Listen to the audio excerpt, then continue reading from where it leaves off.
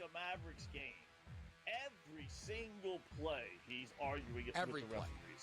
I mean, if I was like a this, ref, his hands are up. It's like, dude, everyone else is halfway up the floor right now, and you're still back here arguing.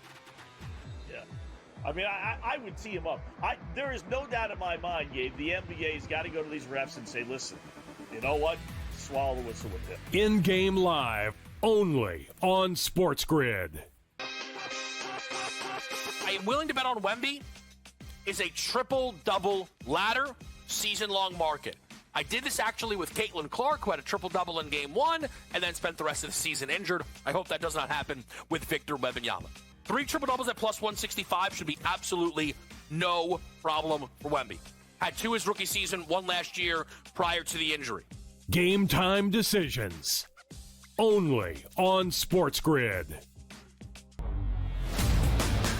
It is exactly why, like you said, Donnie, this time of year is the absolute best in sports. And first off, the NBA returned to NBC. And hearing that theme music, seeing Mike Tirico back on the call, seeing Michael Jordan on the screen, it just felt right? Like an old friend that you haven't seen in decades that walks back into your life. The Early Line, only on SportsGrid. We've had an undefeated regular season a couple times in the NFL. The Patriots, of course, did it before losing in the Super Bowl to the Giants. The 72 Dolphins, of course, did it en route to a Super Bowl win. But to go winless is harder than to win every single game. And my New York Jets are well on their way to doing this. The Craig Carton Show, only on SportsGrid.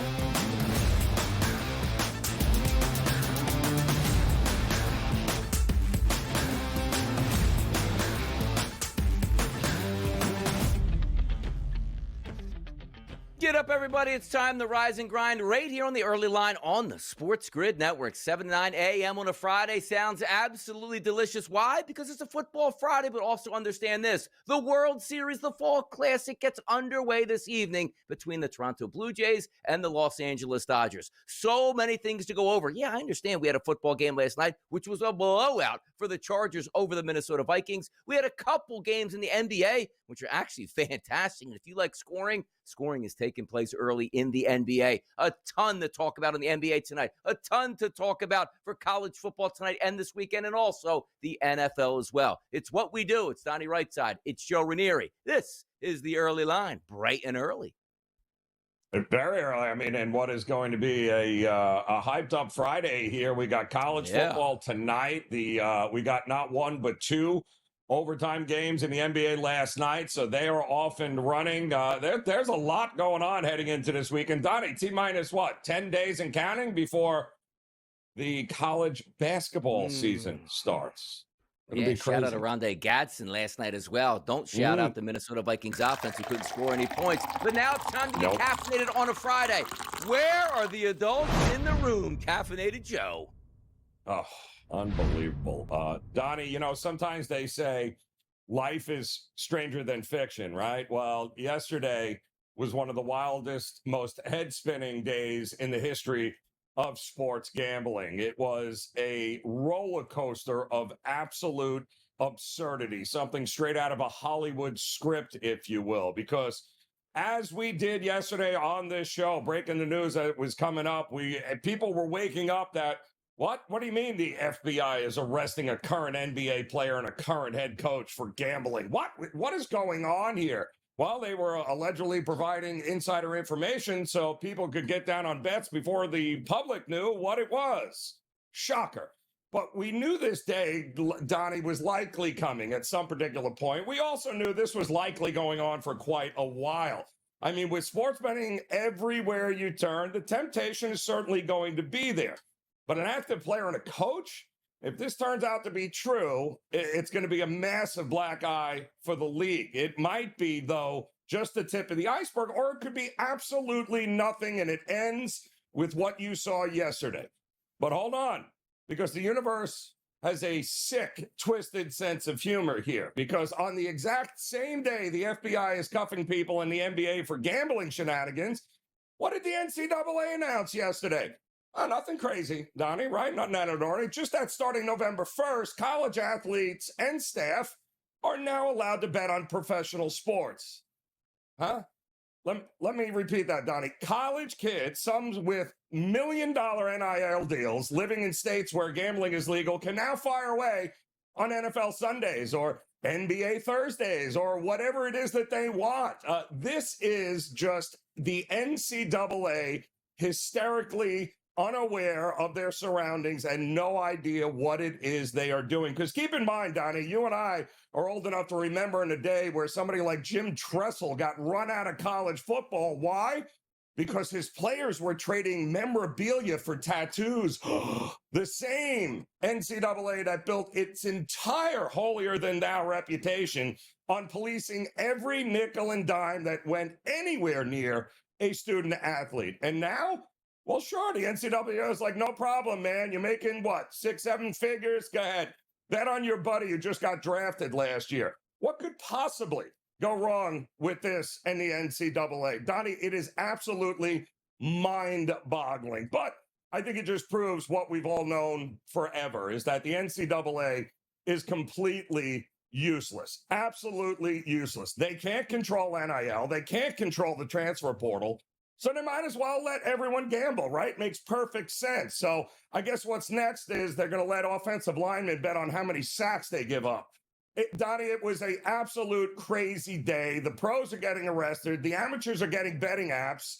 Welcome to the bizarre new world that we live in here, Donnie. Stay caffeinated, folks. You're going to need it over the next couple of weeks for sure.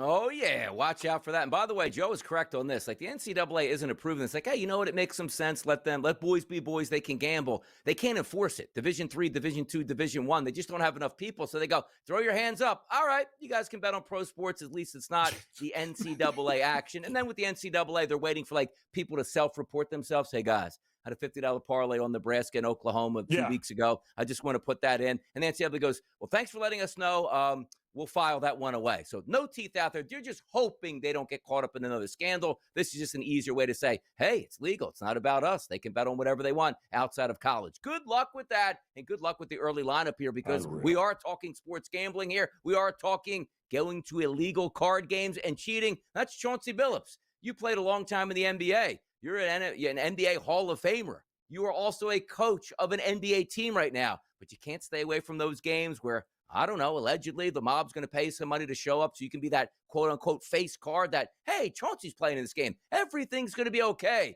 He gets arrested and indicted for illegal gambling. Crazy scene, which we brought to you live yesterday on the early line. It was as it was breaking, Donnie. We couldn't believe it as it was unfolding. None of it, to me, still makes any sense, quite honestly, here. It's going to be very interesting because Chauncey Billups' attorney released a statement yesterday saying, under no circumstances was he involved in this. He's not going to put everything he's built in his life and his reputation, his Hall of Fame career on the line for this. It's going to be very interesting to see how all this plays out, Donnie, because there are still a lot of people that were unnamed co-conspirators listed in the indictment. So we'll see what comes up here, but head-scratching with Billups. Absolutely head-scratching. And understand this as well. This isn't like the local police department uncovered a high-priced game in Hollywood Hills and broke it up here. Right. The FBI made it a point yesterday. I watched that press conference, Joe. There might have been 50 people on that stage saying we put in 2 years of work. I'm pretty sure they crossed their T's and dotted their I's on what's actually going down. And of course, the lawyer is going to say he didn't do anything wrong, which brings us up to Terry Rozier. He didn't do anything wrong either, except let his boys in to say, I'm leaving early, boys. Cash this under ticket. Terrible look for the NBA. He looks like he's going down as well, caught up in this FBI sweep. And the hysterical part here, Donnie, is that we knew this 2 years ago. Like, we've known he's been under investigation. The NBA even did their own investigation and was like, well, he didn't break any of our rules. So they never really said he didn't do it. They just said they didn't find any reason to ban him or to fine him or to do anything else. And they continued to let him get a paycheck of nearly $28 million over the last couple of years. Absolutely mind-numbing. It really is. It really is. You know what else is mind-numbing, too? Another double overtime game for Oklahoma City Thunder, which they picked up a win to go 2-0 in the season. SGA usually gets 35. 55 in this game to knock off the Pacers. Yeah, no Halliburton, and give credit to Indiana. I mean, they came out swinging last night, but it was just too much. Again, they're used to these double overtime games, I guess, the Oklahoma City Thunder. I guess maybe we should get used to it as well, but as long as you have that guy right there, Donnie, on your team, in any overtime situation, I'm willing to bet you got a pretty good chance of pulling it out. You get a pretty good chance if you bet last night and won some money on the Chargers because they easily dispatched the Vikings 37-10. It could have been 67-10 because the Vikings could not block anything that the Chargers were throwing at them on defense. An easy victory. I saw 3 touchdown passes from Herbert. They got some weapons. They're getting healthier here. Nice win by the Chargers. Yeah, we talked at the overhits, Donnie. I mean, the Chargers did all the heavy lifting, and that was it. Closed 44.5. Nope, 47 points in that game, and another over in the NFL. Aaron Rodgers plans to retire as a Packer. Don't get alarmed, people. It doesn't mean he wants to play for the Packers, then retire. It means when it's all said and done, he signs a piece of paper that says, I'm going to retire a Packer. Yeah, shocker, because I thought the Jets were in line to retire your number. Like what are we doing? Yeah. Alex Vestia steps away from the Los Angeles Dodgers before Game 1 of the World Series, and the SEC suspends a referee. Why? Because they couldn't get anything right and cost Auburn the game against Georgia, Joe. Oh! Well, when you suck, you shouldn't have a job. That's what happens, Donnie. Gambling scandals coming up next right here on a Friday. Let's talk and see what actually happened yesterday.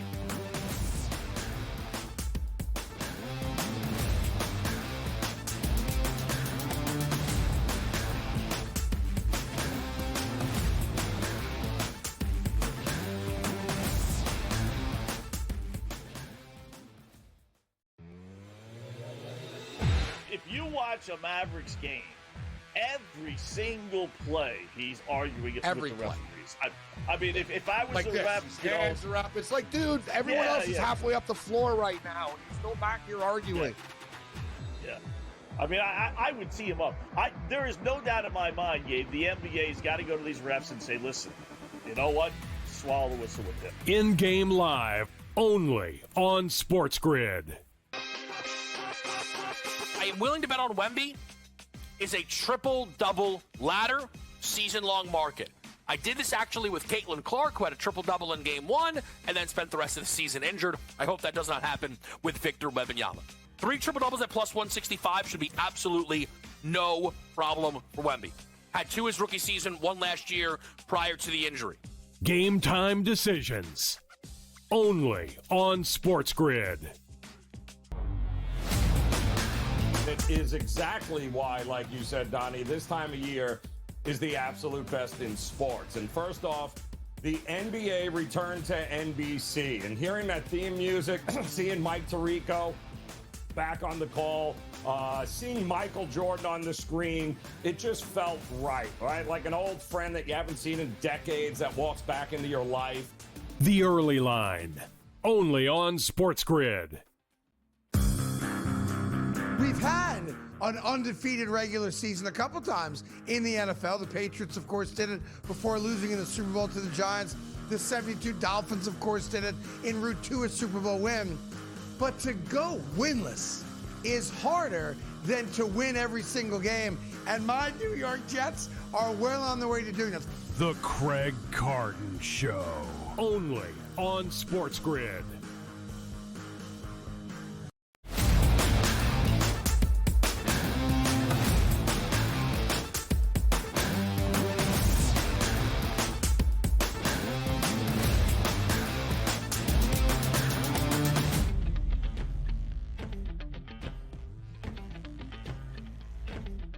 NBA and a little bit of hot water from yesterday. And by the way, this is what we love. It. Sometimes we always say, like, the early bird gets the worm. And if you watch the early line, you get that information in real time. And yesterday, as news was breaking, we were reporting on it. But also, we didn't get a chance to actually see the press conference because that didn't take place till we were off the air live, Joe, at 10 a.m. yesterday. But the NBA did release a statement. And that statement says, quote, "We are in the process of reviewing the federal indictments announced today. Terry Rozier and Chauncey Billups are being placed on immediate leave from their teams and will continue to cooperate with the relevant authorities. We take these allegations with the utmost seriousness, and the integrity of our game remains our top priority. They have to release that statement. Not a good look yesterday, Joe, for the NBA, but also understand this, Joe. When we saw the press conference taking place yesterday at 10 o'clock, some people said, oh, they're going after the NBA. How did you detail what they said yesterday in that press conference and also the NBA releasing that statement? No, I thought they buried the headline for sure, because that was much more about organized crime than it really was about the NBA. But you're not going to get nearly the publicity and the headlines, Donnie, by framing it that way, because most people don't even think the organized crime and the mafia is still around. So, but that was one heck of a statement by them. How the NBA, I mean, they said the NBA was actually cooperating with them. That was one of the questions that they asked after the press conference, and they said the NBA has been, fully cooperative. So this didn't happen 24 hours ago. This has been a work in progress for years, but it was never about the NBA. The NBA got caught up in it. This was all about the organized crime aspect of it, which happened to include now NBA players. Exactly. It's like that big fishing net you throw out there going after the big fish. You catch a lot of other fish along with that big fish here, and you go right down in those indictments, and that seems to be what happened. But we do have video of Kash Patel talking on the arrests from yesterday. But as you now know, individuals such as Chauncey Billups, Damon Jones, and Terry Rozier were taken into custody today, former, current NBA players and coaches. What you don't know is that this is an illegal gambling operation and sports rigging operation that spanned the course of years. The FBI led a coordinated takedown across 11 states to arrest over 30 individuals today responsible for this case, which is very much ongoing. To be clear, we're announcing today indictments in two major cases, both involving fraud. One involves sports betting, and the other involves illegal gambling, very specifically rigged poker games. The first indictment involves 6 defendants who are alleged to have participated in one of the most brazen sports corruption schemes since online sports betting became widely legalized in the United States. This scheme is an insider sports betting conspiracy that exploited confidential information about National Basketball Association athletes and teams. The second indictment involves 31 defendants alleged to have participated in a nationwide scheme to rig illegal poker games. These defendants, which include former professional athletes, used high-tech cheating technology to steal millions of dollars from victims in underground poker games that were secretly fixed. Crazy how they went about fixing it too, Joe, seeing some of the highlights there, the glasses that they use, the contacts, and, the invisible ink on some of the cards. That information will come out, but make no mistake about it again. This was not a tip line, Joe, that was called 3 days ago. Like, hey, we're going to take a look at this. A multi-year investigation, 30-plus people taken down in this dragnet here over multiple states here. When the FBI sinks its teeth into it and the federal government gets behind it, they throw a lot of money behind these investigations here, and it looks like they came up with some gems on their own. Well, and again, you have to, I think what the important part there was that this wasn't one investigation. This was 2 totally separate things that had overlapping participants, which is what brought it all together. So if I'm the FBI, if I'm announcing one that involves an NBA player, I might as well announce both of them at the same time, Donnie. So these weren't 2 separate incidents. They were investigated separately, but they were brought to us yesterday as one because, well, the same people that were involved in one of those schemes, well, they must have been involved in the other one as well, and that's how they uncovered it. No, I didn't see this yet, so we'll watch it together, Joe. Here's Steve Kerr on a little bit of betting. Social media posts from people who have bet on games, and that's the thing that I don't like, about this the most. I mean, just our players should not have to deal with that, but they do. They probably would anyway. Even if we didn't have a partnership with these companies. So it's just kind of the modern life, social media, everyone having access to everyone else. And yeah, it's rough. I mean, I feel bad for our guys. I've gotten some emails in the past, from people I don't know saying, hey, thanks a lot. I had money on the game tonight and you screwed up by subbing so-and-so in or something like that. And, I've gotten those too. It's weird. Social media. Look, maybe it's the ruination of society, but these are the expectations that we have now. And also understand this, Joe. I always say, the players hate it. They don't like this. And you say, okay, well, what's that mean? Well, look at all the money you make. Cut that in half. You okay with that? Cut that in a third. You okay with that? Cut that by 25% of currently what you make here. The reason why these players are making all this money, not right or wrong, but gambling has been introduced, which brings extra eyeballs to the game and more money here. It's almost like that dance with the devil, which is what they're doing now. So you either like the money or you don't. You either like the statistics that you're getting back or you don't at this point, Joe. Well, but the funny part about all of this, Donnie, is the one thing nobody's talking about is the fact that because it's legal and because you have the safeguards in place, the idea that any of this has been never happened before until a couple of NBA guys figured out, hey, what a great is ridiculous. But now you have the mechanisms in place to flag these types of events, and it's much more out in the open now. The idea that this didn't happen until we just learned about it yesterday, it's been going on for centuries, Donnie, centuries. Yeah, it absolutely has. And also, we're going to get to some of these details that were spilling out yesterday with some of the crimes that could be committed, quote unquote, allegedly at this point. And maybe it deals with King James out here. And also, how the NBA is going to deal with this moving forward. They don't like scandals. Of course they don't. But also, understand this. The news cycle moves really fast. By Monday, Tuesday, Wednesday of next week, we won't be talking about this anymore, but we will talk about it in the next segment. Come on back.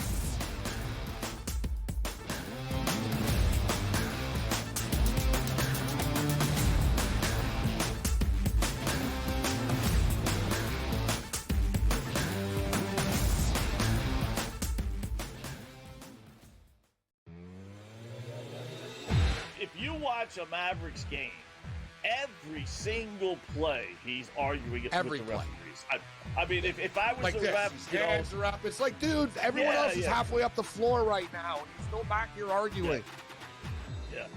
I mean, I would tee him up.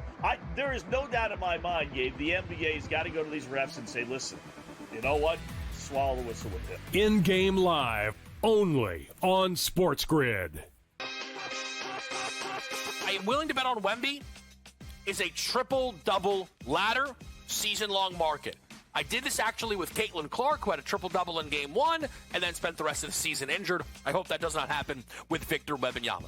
3 triple-doubles at plus 165 should be absolutely no problem for Wemby. Had 2 his rookie season, 1 last year prior to the injury. Game time decisions. Only on SportsGrid. It is exactly why, like you said, Donnie, this time of year is the absolute best in sports. And first off, the NBA returned to NBC. And hearing that theme music, seeing Mike Tirico back on the call, seeing Michael Jordan on the screen, it just felt right? Like an old friend that you haven't seen in decades that walks back into your life. The Early Line, only on SportsGrid. We've had an undefeated regular season a couple times in the NFL. The Patriots, of course, did it before losing in the Super Bowl to the Giants. The 72 Dolphins, of course, did it en route to a Super Bowl win. But to go winless is harder than to win every single game. And my New York Jets are well on their way to doing this. The Craig Carton Show, only on SportsGrid.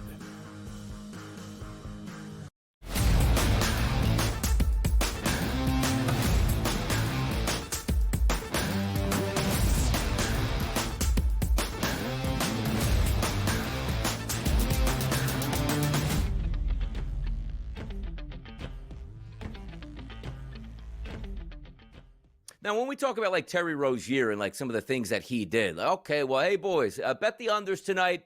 I'm going to show up in this game, play a couple minutes, shoot up a couple shots, make a rebound or two, but my ankle's really going to get sore and I won't play again. We'll cash this easily, which he did. But then you say, well, okay, well, if it's Terry Rozier doing that and messing around and, not keeping things, let's just say, on the up and up, I wonder if anybody else was doing this. Now, yesterday, there was a tweet that came out from NBA Central, and I'll read it. It's LeBron James was reportedly the player Damon Jones used inside information about before a February 2023 Bucks-Lakers game per The Athletic. Jones allegedly told others to bet on Milwaukee after learning LeBron would sit out with ankle soreness before it was on the injury report. Now, this is what we usually take a look at, Joe. Not like the new wave of, hey, guys, I'm going to dip out of this game. I'm going to be hurt. Inside information was always king, and it dates back 50, 60, 70 years where it's like, I know this guy's going to sit out. Nobody else does. Let me use that information to bet. It's just like insider trading. I know a big merger is going to go down on Wall Street. Nobody knows about it. Let me take up some shares in that company that's about to merge, and your stock triples and you cash out.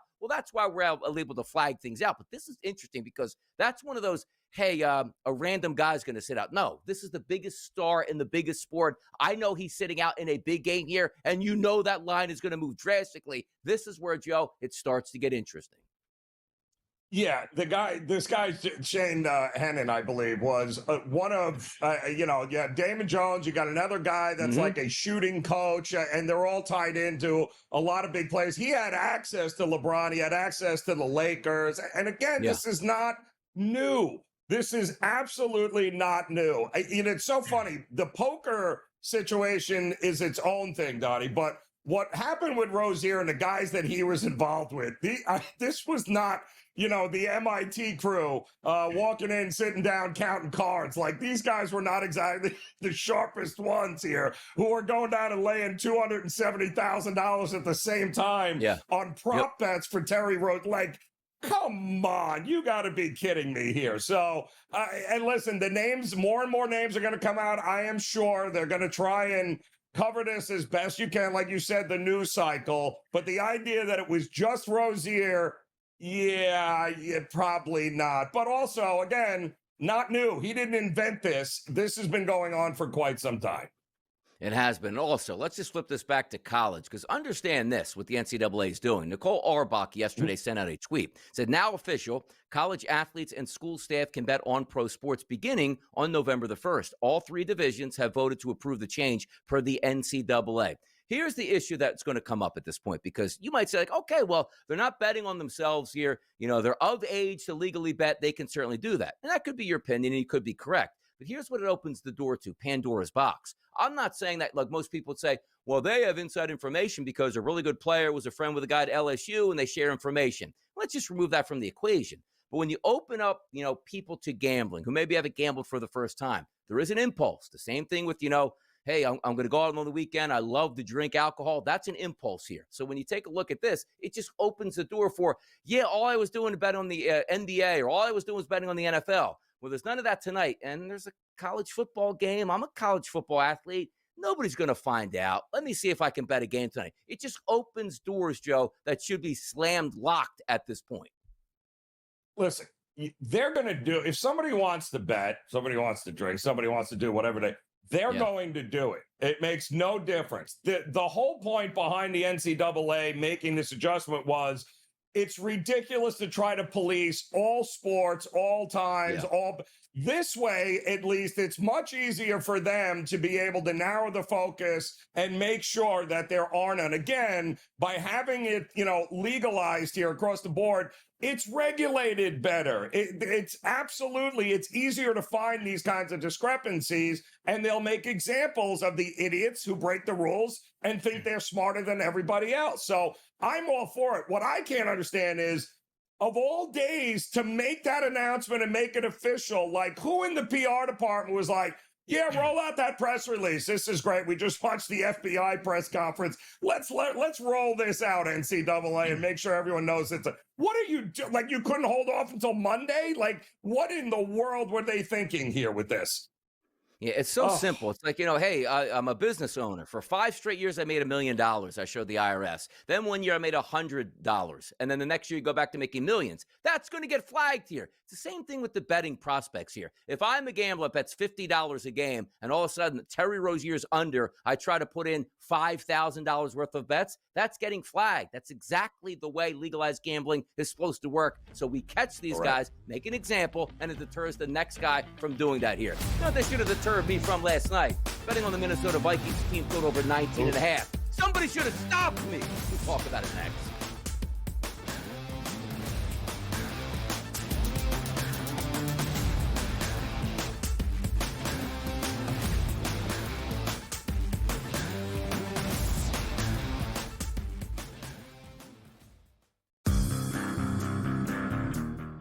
Very young team outside of Durant.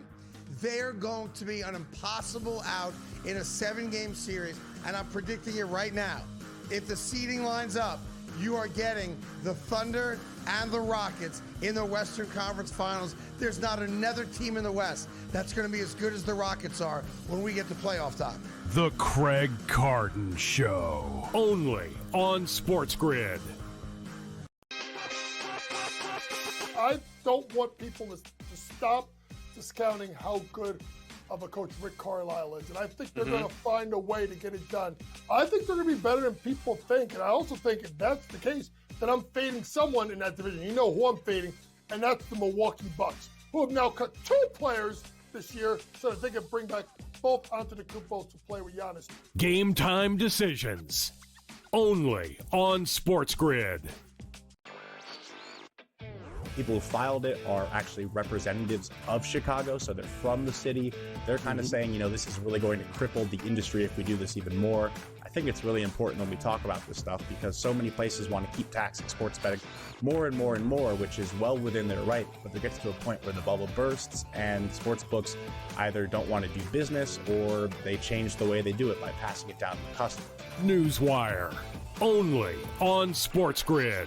Football contest season is back, and so is the Las Vegas Football Contest Show. Season 2, the sharpest football contest show in the land. Focusing on all 3 Circus Sports contests and the Westgate Superbook Super Contest, we handicap the games and release our contest picks every week of the season. Featuring Super Contest champions Brady Cannon, James Salinas, and former NFL player Mike Pritchard, all team will have you prepared this season like none other. Check us out every weekend right here on SportsGrid.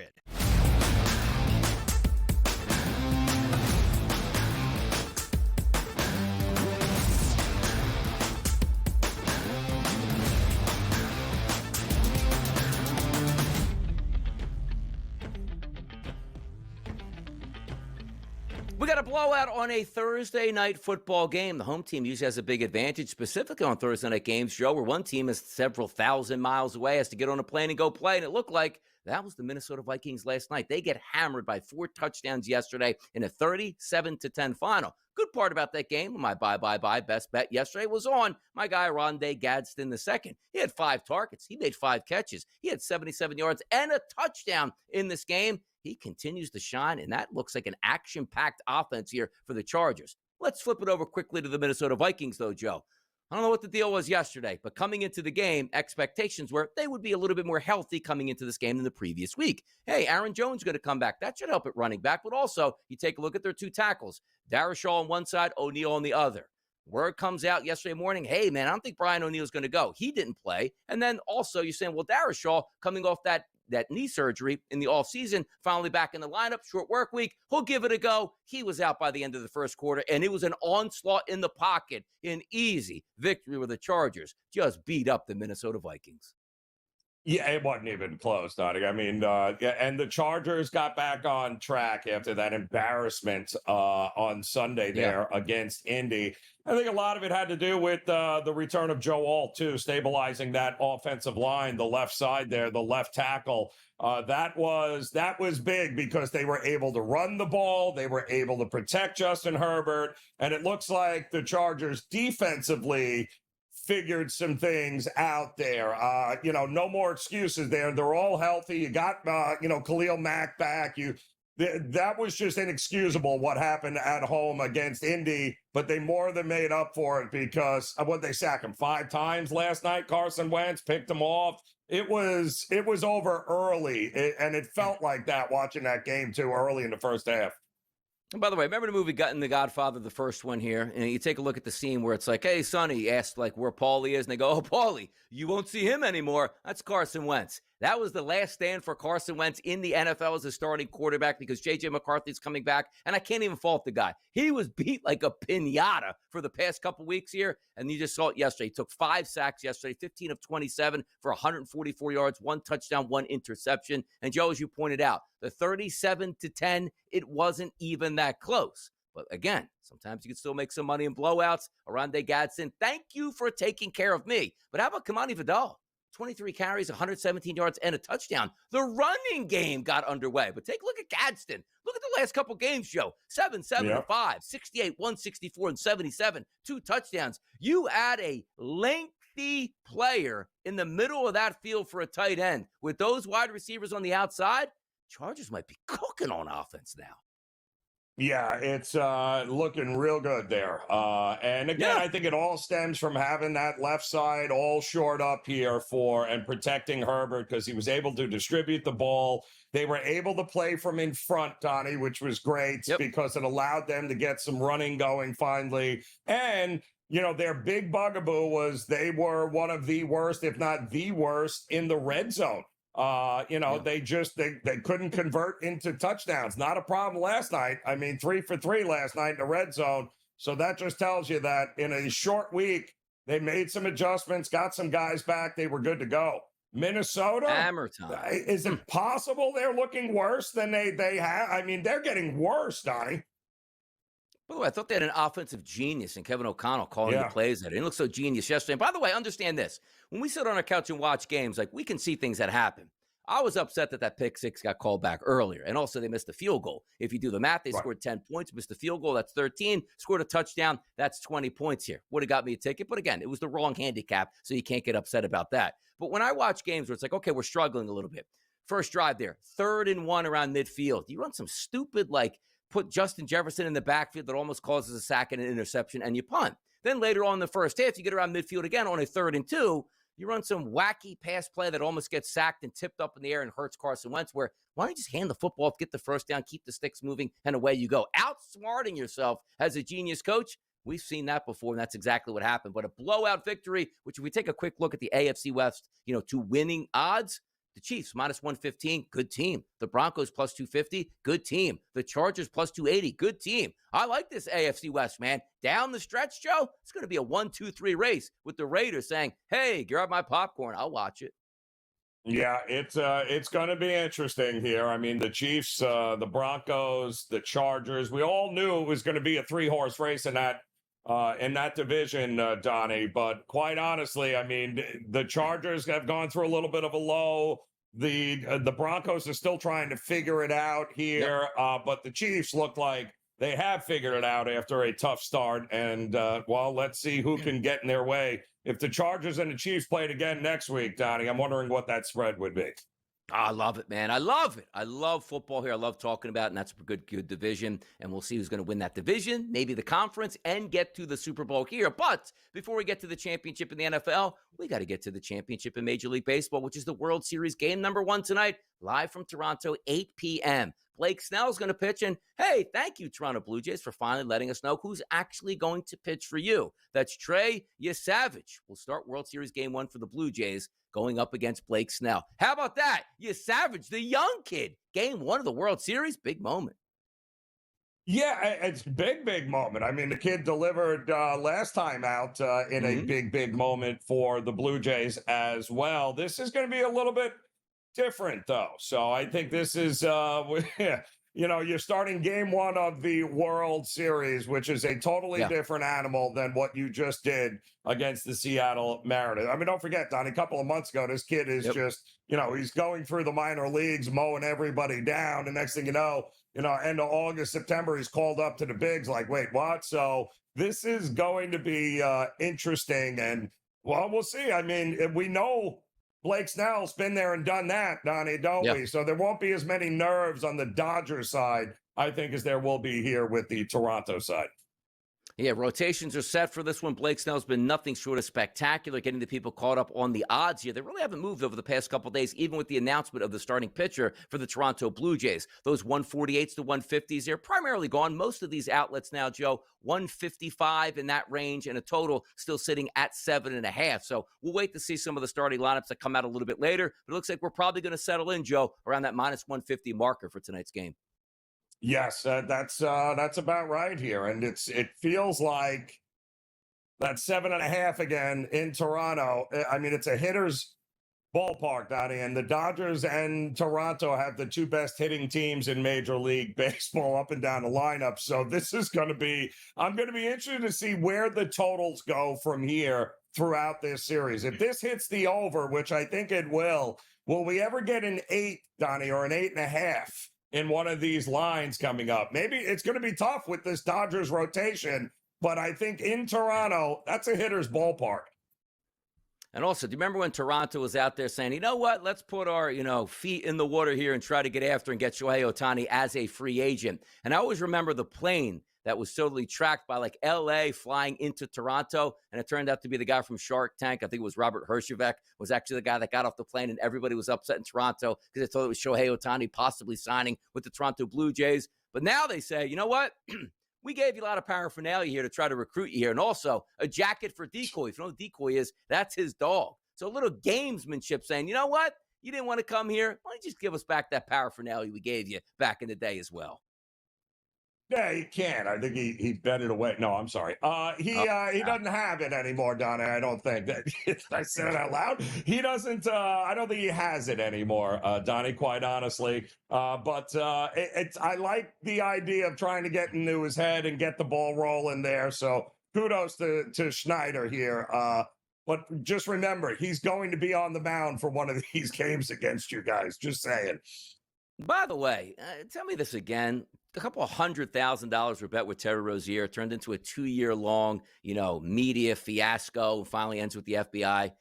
Tell me Shohei Ohtani was betting millions of dollars with his interpreter, and after like 2 days, baseball was like, yeah, we checked everything, man. It's all good. Nothing to see here. Welcome back, Shohei Ohtani. Some things just make you think. Other things that make you think you get answers for, Tom Vecchio will give them next. Come on, Tommy boy. Join us next.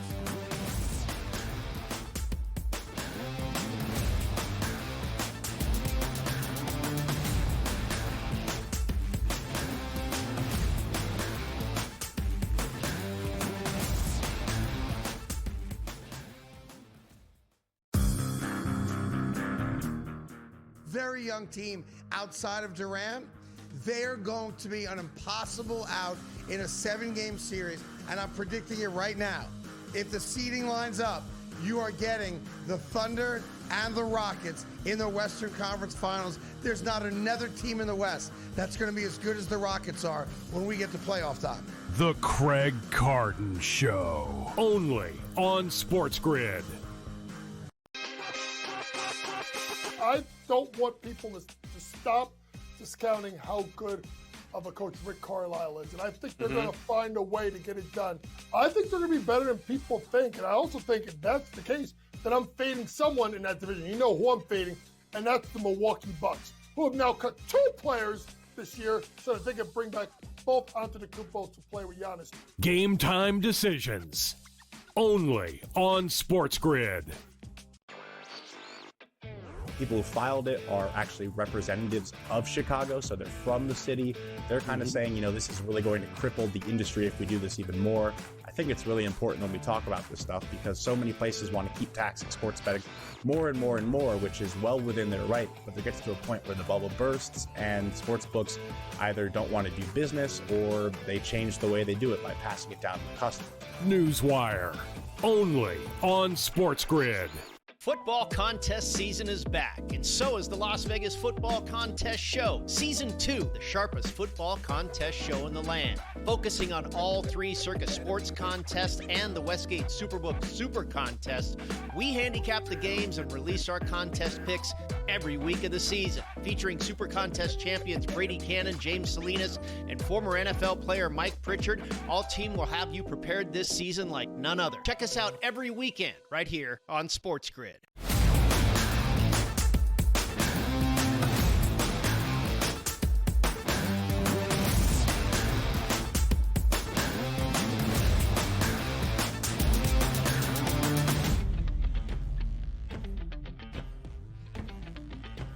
Oh, it is a Football Friday right here on the Sports Grid Network. The early line, we always like to jumpstart the day here. Open up that paper here, and basically it's a digital paper. You get to watch myself and Joe Ranieri talk about sports, and we add some of our favorite guests intermixed into that. And one of our favorite guests, of course, is our guy Tom Vecchio. Tommy boy, how we doing on a Friday today?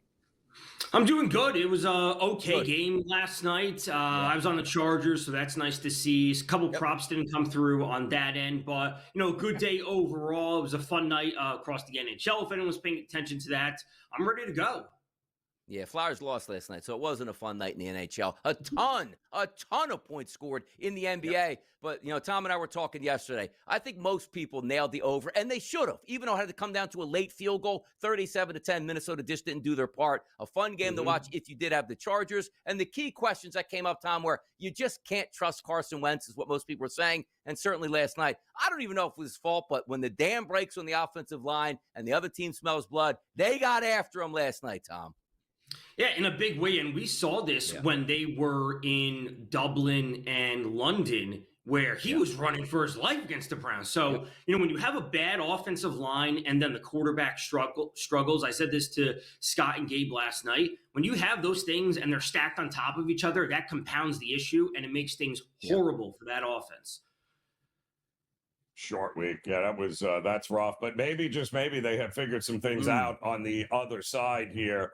Time will tell, though. It's going to be a heck of a race in that division there, Tom. But you got a couple of games coming up this weekend that we've got to, we're going to find out, I think, first and foremost, if Drake May is the real deal. Because no offense to the Titans and some of these other schleps that they've beaten here, this is a real defense he's about to face this week with New England. I don't know if I'm ready to lay more than a touchdown with New England just yet, but how are you looking at this? So, really interesting game, because to this point in the season, the Pats really haven't, they've played the Bills, but we all talk about the Bills defense not being good. They played the Raiders, played the Dolphins, they played the Titans, to your point. They haven't really had a tough schedule. I will say Drake May has some fantastic underlying metrics. So the point becomes is, what are we buying into? These underlying metrics, the strength of schedule, this, that, the other thing. Right now, he's second in the league in EPA per play. He's number one in the league when it comes to CPOA, which is completion percentage over expectation. They're going up against the Browns. I would absolutely not lay the points with the Pats this week. The Browns defense is fantastic, specifically from a running perspective. Ramondre Stevenson is terrible. Travion Henderson, their rookie, I have high hopes for. They're just not giving him the ball. So when you're giving up fewer than 100 yards on the ground, that defense is fantastic. I like Drake May when it comes to over 19.5 completions. I think that this is a game where they want to simply move the chains, pick up first downs, short completions. Don't let him take seven-step drops and have to deal with that pass rush. Quick completions to pick up first downs, and they will win this game, but they won't cover.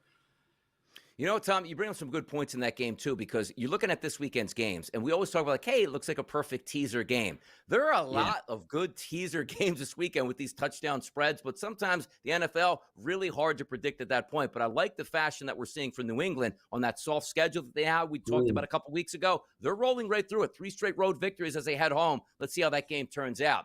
Next game we'll talk about. One team's definitely given up on the season. The coach can't stand his quarterback, it looks like. The quarterback can't stand anybody else, even though he loves to get paid. And this team just didn't show up, includes last week against the Cleveland Browns. What team is that we're talking about? It's the Miami Dolphins. They're going to take on the Atlanta Falcons. I have 2 questions for you, Tom. I do think Atlanta wins this game. Bijan can run wild. Some wide receivers can catch passes. But who are we actually going to get at quarterback? We're here, maybe Kirk Cousins could come in if Penix is there. And also, does that make a difference on where you're looking to bet in this game?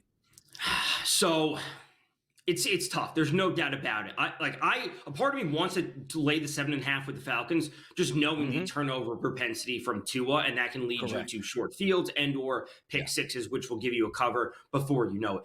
Whether it's Penix, whether it's going to be Kirk Cousins, the answer is going to be Drake London. This is a spot that he really needs to bounce back.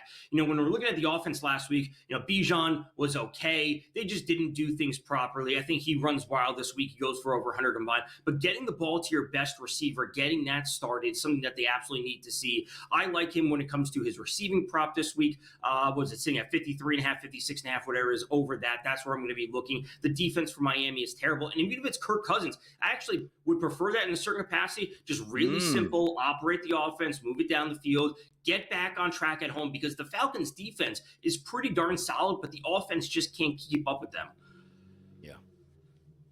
Feels like it feels like maybe points are coming for Atlanta in this one. Doesn't it feel like that against that defense? It just feels like if they have a chance to kind of put it on Miami, they're going to. It's such a low total, though. But it just feels like Atlanta is the side that I want to back for team totals in that one, no? Yeah, it does. And again, if you like them to put up the points, I'm not sure if it matters if it's Penix or Cousins. If you're trusting in Bijan, you're trusting in Drake London and Kyle Pitts, and you're saying, hey, maybe the defense can step in and touchdown of that, then we're really going to be pushing over that number.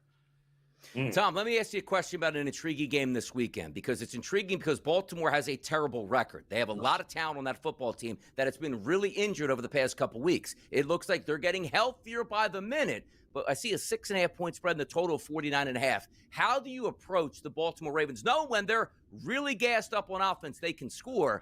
They're getting some players back. Is it approachable? Is it a dog game? Is it a Baltimore game?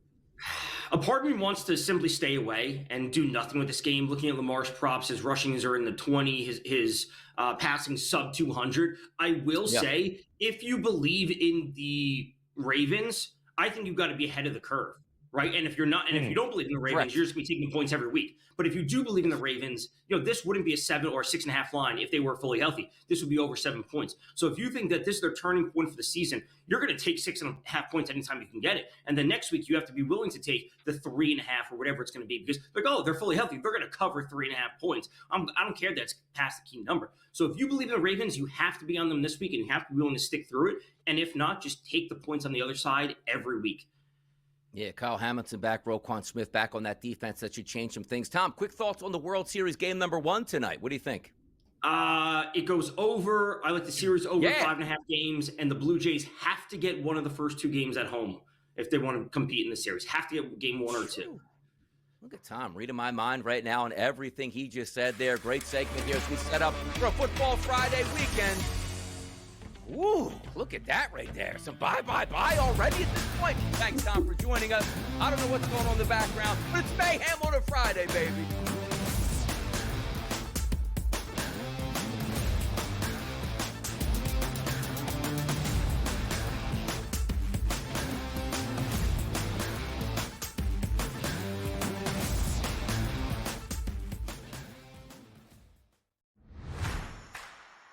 The best part about it is that they're just going about handling their business. I was listening to Arvell Reese and his literally like 5-word sentences about himself and some of the things that Caleb has been talking about. The dudes are just so locked in here about just doing their job and not worrying about all of the other things and awards. They know all those happen when you go win and you win decisively. The Bobby Carpenter Show, only on SportsGrid. We're going to have bet tracking for the first time. If you have a FanDuel account, you'll be able to track your bet on the Prime Video games. And tonight, if you are part of the ESPN Mega Content Service, we understand from an organization called Antenna that 2 million people at least have the ESPN Mega Content or Unlimited service. You will be able to track your bets also on tonight's NBA coverage. So this is the beginning of a major new era for basketball on television. Newswire, only on SportsGrid. Like Marchand said, they're all a bunch of dirtballs, so I fit in with them. You know what I mean? Remember, like, the Phillies baseball team, like, with Kroc and Dykstra and all those guys? Like, yeah, they're just a bunch of dirtballs, right? And that's what the Panthers are. They're all the same. Like, they're all like to drink. They're all tough. They're all dirty in the corner. You know what I mean? They'll all do whatever it takes to win, but that's why they've won 2 cups in a row. In-game live, only on SportsGrid.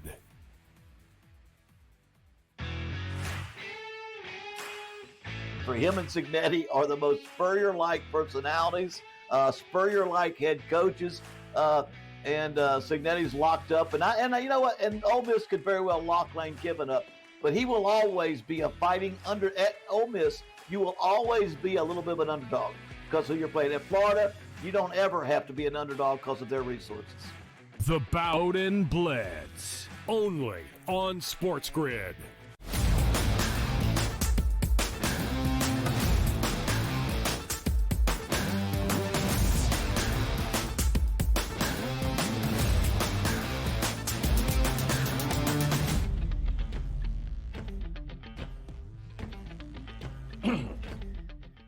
We might have messed some people up here, Joe, this morning. In hour number one, right off the bat, they like to get their spread lines. Where are the spread lines at? Well, sometimes when you're dealing with gambling scandals, that does take some precedence, but we're always back here to make sure you get the information exactly the way you need it, and that includes in college football. That is also a 12 o'clock start on a Saturday afternoon between SMU and Wake Forest in an ACC tilt. I look at this look-ahead line, Joe, from FanDuel. It was telling me close to a touchdown. I look at it now, FanDuel. It's 2.5. A big line drop in a total. Listed at 53.5. SMU Wake Forest. The spread line for this, Joe, is what? Well, it's funny, Donnie, because this one opened up 4.5 for the look-ahead and SMU, and you can start to see the Wake Forest money has been steady. Two things to know. Number one, this is not the SMU team that made the postseason last year. This is a very mediocre SMU team that now has to go on the road for a second time and is taking on a Wake Forest team that is coming off a bye, Donnie.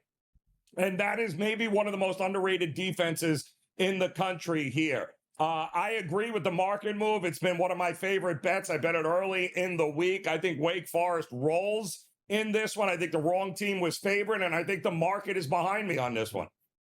How about that? Is the market going to be behind you in this next game here, Joe? 3:30 down in the SEC in the Palmetto State. That's Alabama and South Carolina.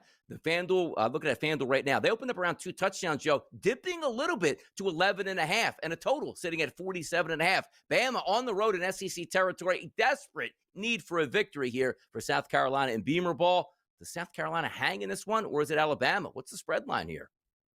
Talked to one of my friends in the risk room yesterday, and he said it has been all sharp money on South Carolina this week. It's been all, which explains the move from 2 touchdowns now down to 12.5. They are expecting, public money to come back in here before kickoff for Alabama. It usually does, but there is a clear pros versus Joes in this one. The pros don't think Alabama. And when you think about it, right, look at who Alabama has just had to play here. I mean, we're talking about emotional wins. They had to go to Vanderbilt, Georgia, Missouri, Tennessee, no bye week here. And now all of a sudden, now they got to go on the road to South Carolina here. I think the pros are thinking maybe a little bit of a letdown. Sure, they should win, Donnie. But sure, they should have beat Florida State at Doak Campbell, too, the first game of the year, and that didn't work out. So doesn't shock me that we're getting this line movement right now.